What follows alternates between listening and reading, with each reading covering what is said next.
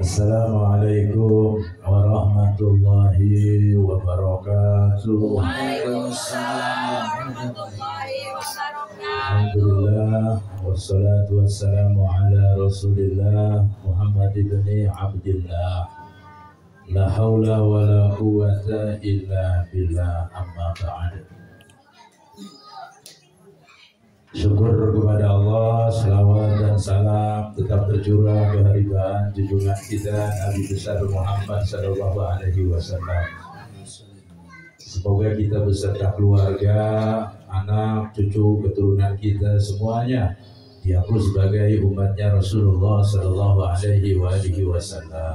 Amin ya rabbal.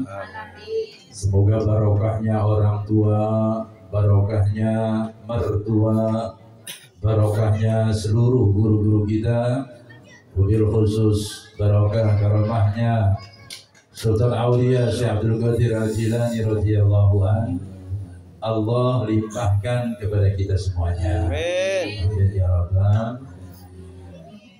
Tadi saya baca sedikit maqamnya Sultan Aulia Syekh Abdul Qadir Jilani radhiyallahu anhu. Betapa aku dan engkau termasuk orang-orang yang beruntung. Amin. Kenapa saya katakan beruntung?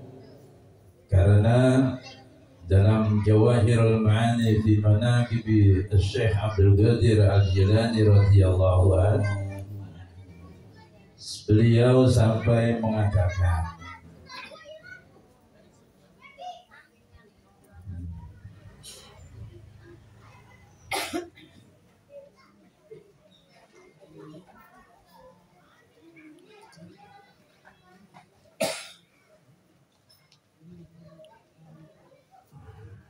tungguin ya. Ini masyhur sekali nih. Al-insu lahum masyayikh wal jinnu lahum masyayikh wal malaikatu lahum masyayikh. Manusia punya pemimpin, jin juga punya pemimpin, malaikat juga punya pemimpin. Wa ana syekhul kul, sedangkan aku kata Tuhan Syekh pemimpin semuanya. Wa izzatu rabbi la tazalu yadi ala ra'si muridi wa mahabbati. Demi keagungan Tuhanku, kata Syekh Abdul Qadir Jilani, la tazalu yadi ala ra'si muridi wa muhibbi.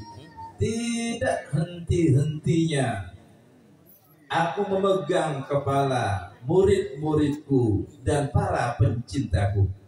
Mudah-mudahan kita termasuk di dalamnya. Amin ya Allah. Jadi Sultan Aulia Syekh Abdul Qadir Jilani selalu memegang kepala kita semua. Cuma kita agak berasa ini.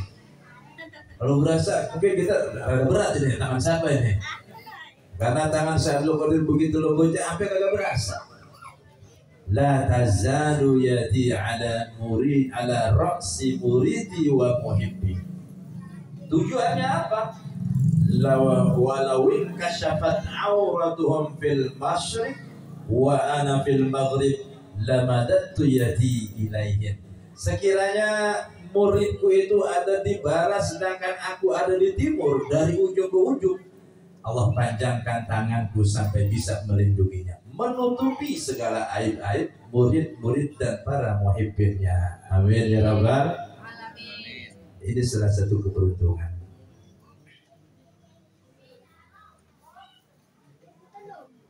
Wa ana fil maghrib lamadatu yadi ilaihim. Wa ana likulli man athara marhubuhu min jami'i ashabi wa muridi wa muhibbi ila yaumil qiyamah. Aku yang akan menggandeng muridku, pencintaku sampai hari kiamat. Akhadha biyadihi kullama hayya wa maita. Tetap aku gandeng dalam keadaan hidup maupun dalam keadaan mati. Apa enggak beruntung? Alhamdulillah. Kebaikan seperti ini jangan sampai hanya kita yang mengalami. Makanya kemarin saya katakan di tempat Kifatul Rihaq, ajaklah kebaikan sekalipun engkau atau keluargamu belum dapat atau belum termasuk orang-orang baik. Serukan kebaikan walaupun aku dan engkau pun termasuk bukan orang baik. Karena boleh jadi ajakan kebaikan tersebut nanti satu saat akan menggiring kita untuk melakukan kebaikan. Kadang kan ada jamaah mau ngajak saudaranya, ngajak familinya, ngajak tetangganya. Kecuali di sini nggak usah diajak lagi. Sound system segede gaban suaranya, udah kedengeran, nggak perlu diajak lagi. Udah pada paham.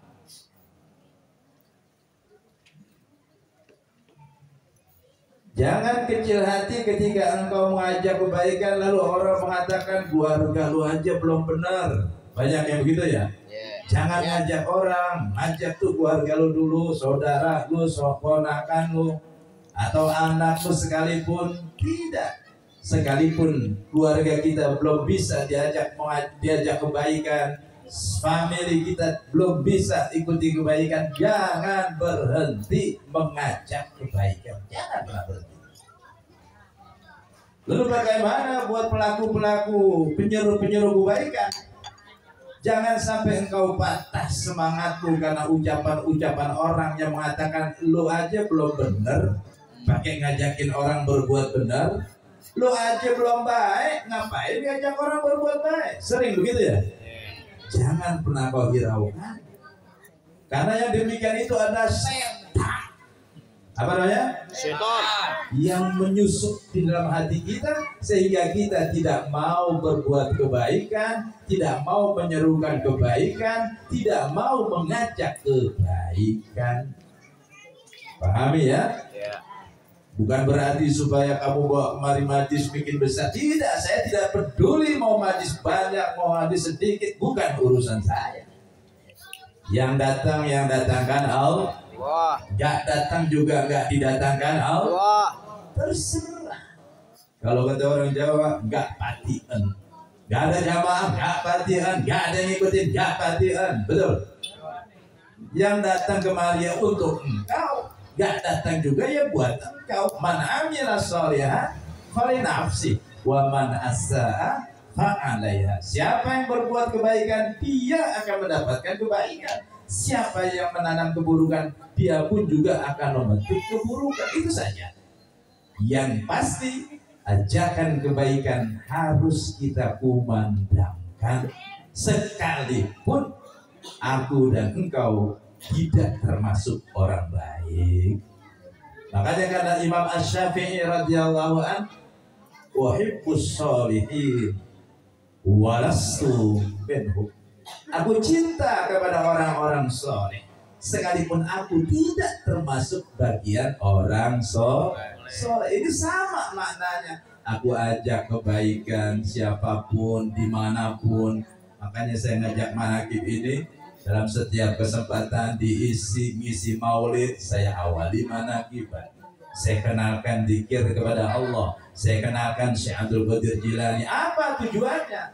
Karena ini yang saya bacakan tadi, supaya engkau di mana diceritakan Syekh Abdul Qadir Jilani, di mana disampaikan Syekh Abdul Qadir Jilani, semoga engkau diaku sebagai muridnya Syekh Abdul Qadir Jilani, diaku sebagai muhibbinnya Syekh Abdul Qadir Jilani. Amin Allahumma. Dan penjelasannya tadi, betapa luar biasanya ketika seseorang diaku sebagai muridnya Syekh Abdul Qadir Jilani, diaku sebagai muhibbinnya Syekh Abdul Qadir Jilani. Luar biasa. Bahkan dalam keterangan lain beliau berkata, wa kana muridi wa muhibbi humus su'ada di dunia wal akhirah. Sesungguhnya, ini bukan kata saya cuma menyampaikan apa yang tertera di dalam kitab Jawahirul Ma'ani fi Manaqibi Syekh Abdul Qadir Jilani. Baca juga di Nurul Burhani fi Manaqibi Syekh Abdul Qadir Jilani. Baca di Rujainuddani fi Manaqibi Syekh Abdul Qadir Jilani. Baca di Lubabul Ma'ani fi Manaqibi Syekh Abdul Qadir Jilani. Keterangan ini ada di dalam semuanya. Untuk apa? untuk memberikan keyakinan kepada aku dan engkau. Wa kana muridi wa muhibbi humus su'ada fid dunya wal akhirah. Amin Allahumma. Sesungguhnya kata Tuhan Syekh Abdul Qadir Jilani, murid-muridku, para pencintaku, merekalah orang-orang yang berbahagia di dunia dan di akhirat. Amin. Wala yamutu illa ala taubatin shadiqah. Tidak akan pernah dia mati kecuali sudah mendapatkan tobat yang sebenar-benarnya. Amin Allahumma. Amin. Wala yakhruju minad dunya illa ala thubutil iman wal Islam. Tidak akan keluar dari alam dunia alias meninggal kecuali tetap iman Islamnya. Amin Allahumma. Wala ya'isu illa ala tamamin ni'mati wa ridwan. Gak akan pernah dia hidup baik di dunia maupun di akhirat illa kecuali ala tamamin ni'mati wa ridwan, mendapatkan keriduan yang sempurna. Amin ya Rabbal. Kenapa aku dan kau harus ragu? Kenapa aku dan kau ragu untuk mengajak orang-orang, mengajak keluarga? Ajakan itu walaupun tidak diindahkan, diabaikan, tetap satu kebaikan. Alhamdulillah. Karena kan mulai banyak anak-anak alus-alus ini regenerasi. Di mana tempat saya ada ngisi maulid, mau di Lampung, mau di Sulawesi, mau di Kalimantan, tetap saya gemburkan zikir mana? Kenapa? Saya minta para imam-imam pun demikian. Jangan sampai kita mendapatkan kenikmatan seperti ini dibuat sendiri saja. Saya nggak bisa ngapa-ngapain, gunakan kemampuanmu. Apa yang kau Allah berikan kepadamu? Relasi misalnya. Alhamdulillah banyak ya yang menjadi simpul-simpul. Misalnya dari Mas Aga datang artis kita Bang Media, tepuk tangan buat beliau. Datang lagi Tengku Mirza, tepuk tangan buat beliau. Datang lagi Prabu Siliwangi. Orangnya belum kelihatan. Oh, waalaikumsalam. Terus dari Bang Median mencar lagi tuh ada Jenderal Zulkifli Banet. Itu jangan dianggap sepele. Laksana engkau kayak MLM gitu, yang downline ada yang upline ya. Kalau masalah begitu ya MLM. Itu semuanya kebahagiaan. Tapi alangkah baiknya dia sudah mengajak, dia juga istiqomah. Supaya kenapa? Yang tadi. Wala yakhruju minad dunya illa ala thubutil iman wal Islam. Karena dia istiqomah. Wala ya'ishu illa ala tamamin ni'mati wa ridwan. Karena dia istiqomah. Didengerin nasihatnya, diamalkan dalam keseharian. Yang orang tua ngajak anaknya, mendoakan orang tuanya, mendoakan anaknya. Betul nggak? Betul. Yang punya diri mendoakan keluarganya, mendoakan tetangganya, bahkan orang yang benci pun kita doain. Betul. Betul. Pernah nggak kita maki-maki orang di sini? Atau mungkin saya ngajakin, ayo kita sumpahin. Mudah-mudahan, amin ya Allah. Yang pada benci sama kita biar mampus semuanya. Nggak ada. Tetangga kiri kanan depan belakang semuanya didoain. Karena berdoa itu tidak berat. Yang berat itu hatimu ketika ingin mengucapkan doa kebaikan. Karena yang terbayang adalah keburukan, kejelekan atas apa yang kau terima dari orang lain. Itu yang membuat engkau berat untuk mendoakan kebaikan. Apalagi ngajak kebaikan, doain aja ogah. Makanya saya ingatkan jamaah manaqib di mana saja berada. Jangan pernah engkau simpan kebencianmu. Jangan pernah kau ternak kebencianmu, kehasudanmu di dalam hatimu. Semuanya akan berlalu. Kalau enggak kita duluan yang mati, ya mereka duluan yang mati. Dan tidak ada yang selamanya ada di alam dunia. Permasalahan dengan siapapun, apalagi antar jamaah manaqib, saya ingatkan. Sampean boleh punya masalah antara satu dengan yang lainnya, tapi jangan pernah kamu punya masalah dengan majlis kamu.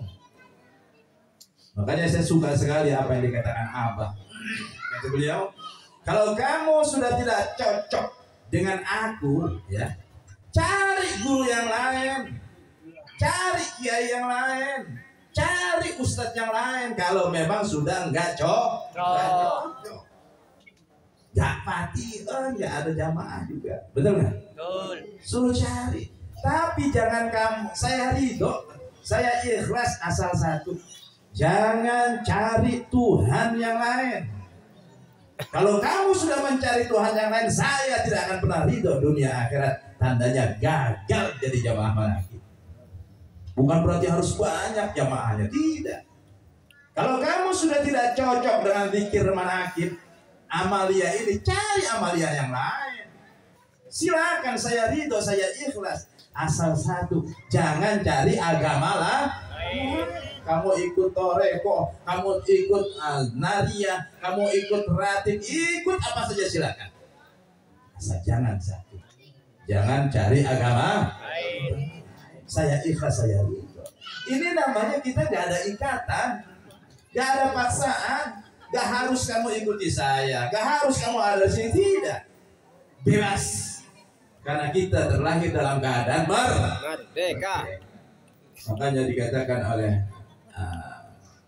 kalau nggak salah Khalifah Umar bin Abdul Aziz radhiyallahu anhu, "Dimastabattumun nas wa qad waladtuhum ummahatuhum ahrar."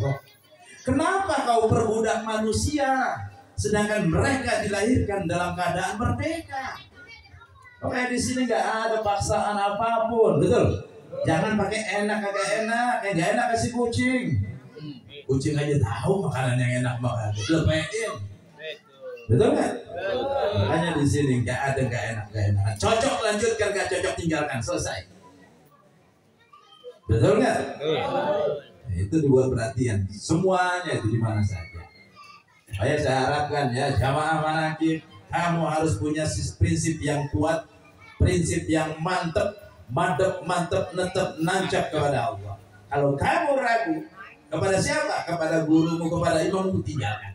Cari tempat yang lain. Dan di sini imam lain, kiai lain tidak punya ikatan apapun untuk menjadikan kau selamanya menjadi pengikutnya. Betul?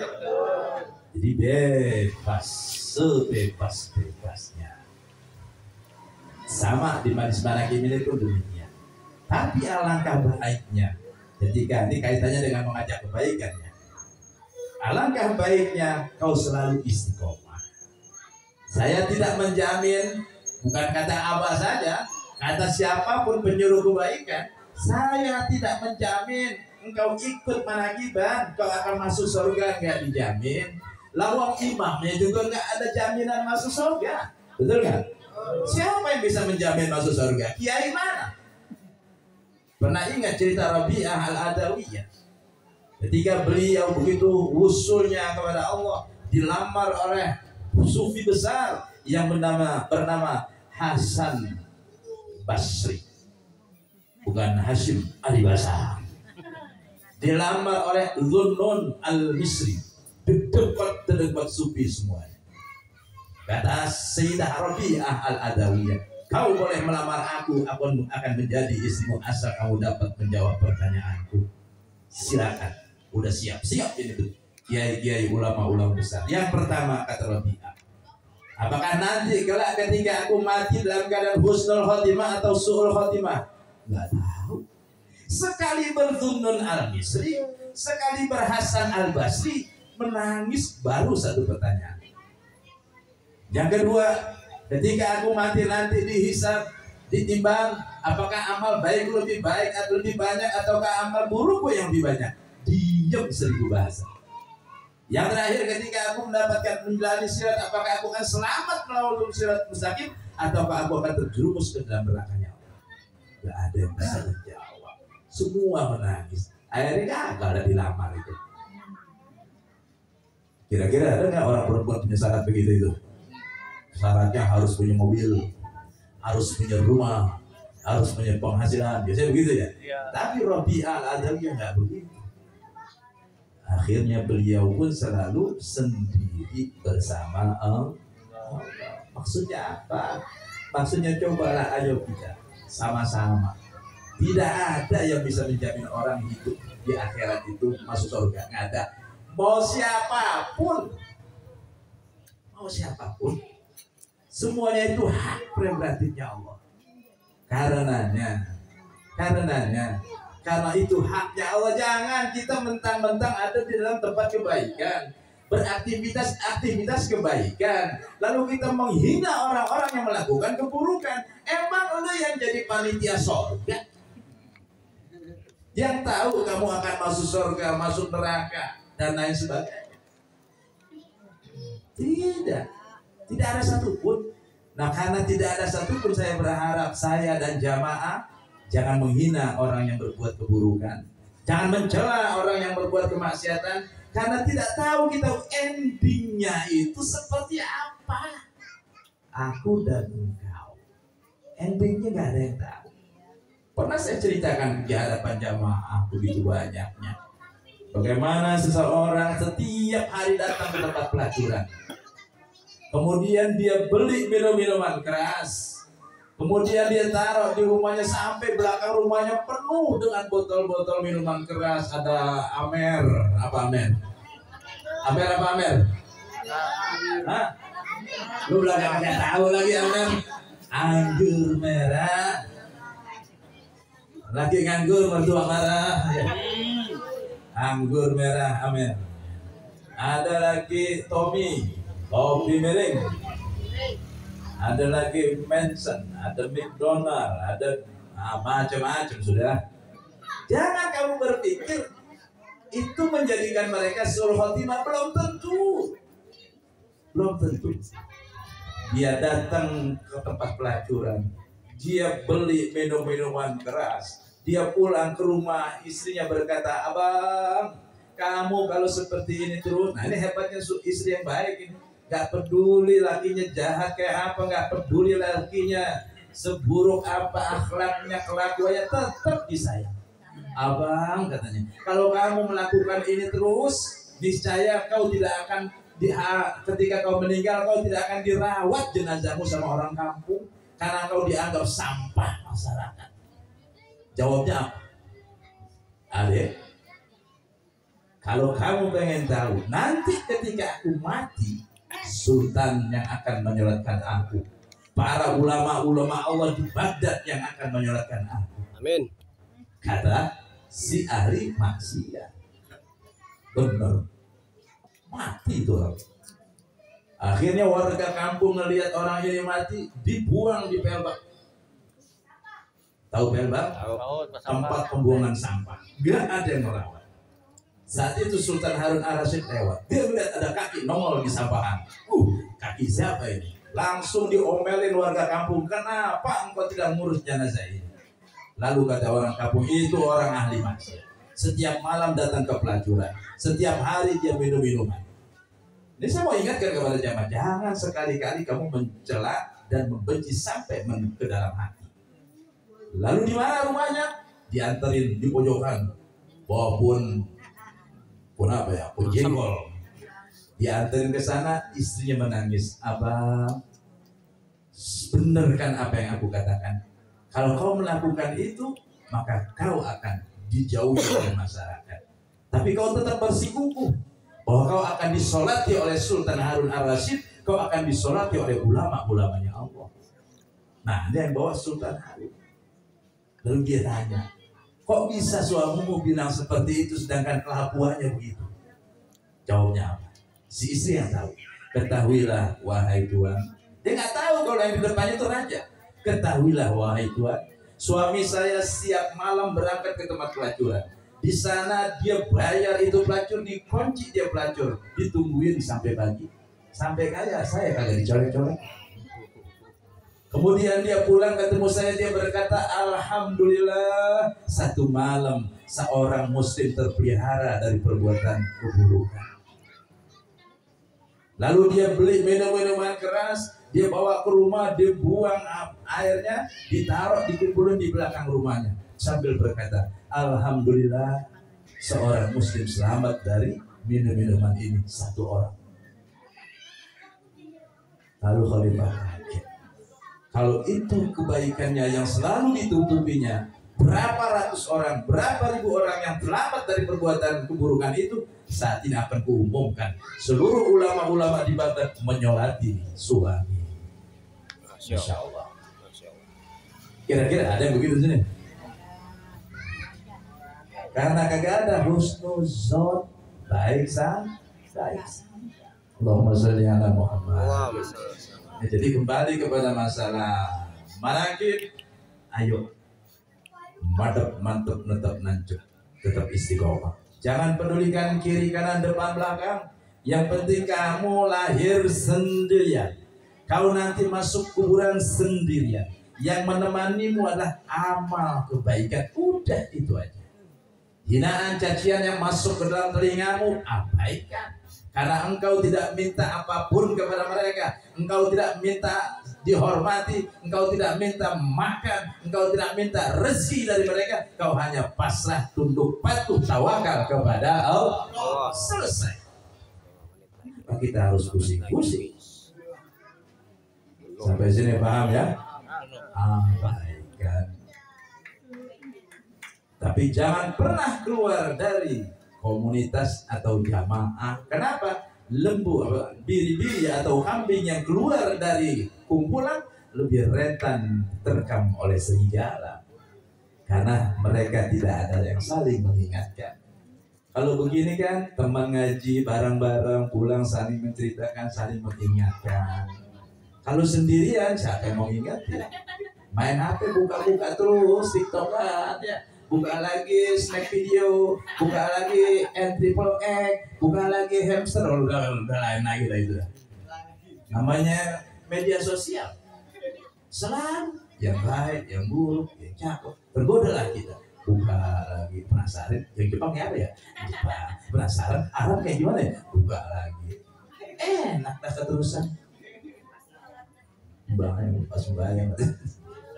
Sampai sini ya, mudah-mudahan jamaah manakib diselamatkan oleh Allah, hakikat imannya diselamatkan oleh Allah, istiqomahnya diselamatkan oleh Allah, hatinya diselamatkan oleh Allah, sehingga tidak ada penyakit-penyakit hati di dalamnya, tidak ada kebencian, tidak ada iri, tidak ada hasud, tidak ada dengki. Yang ada hanyalah Allah.